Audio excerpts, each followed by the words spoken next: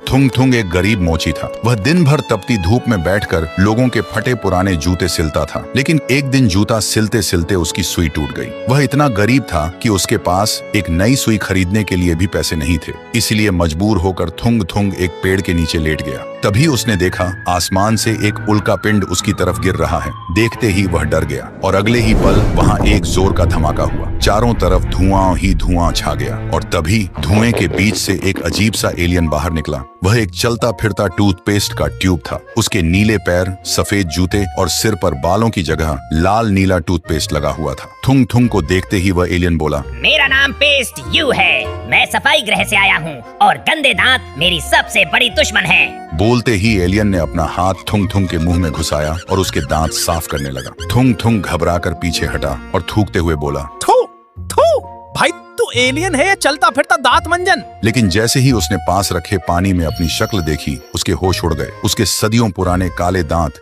हीरे की तरह चमक रहे थे। देखते ही थुंग थुंग के दिमाग में एक आइडिया आया और अगले ही दिन गांव के चौराहे पर बोर्ड टांग दिया, सिर्फ 5 रुपए में डायमंड वाली स्माइल पाए। 2 सेकंड में दांत चकाचक। कुछ ही देर में लोगों की भीड़ लग गई और भीड़ में से सबसे पहले पान चबाते हुए सरपंच आगे आया। उसके दांत एकदम लाल थे। देखते ही पेस्ट्यू ने सरपंच के दांतों पर हाथ फेरा और 2 सेकंड में सरपंच के दांत ऐसे चमके जैसे ट्यूबलाइट जल गई हो। देखते ही लोग टूट पड़े और एक एक करके आगे बढ़ने लगे और एक दिन में ही थुंग थुंग का बैग नोटों से भर गया। नोटों से भरा बैग देख थुंग थुंग रो पड़ा और पेस्ट्यू के आगे हाथ जोड़कर बोला, दोस्त, जिंदगी भर लोगों के फटे जूते सिले, पर आज तूने मेरी फटी किस्मत सिल दी।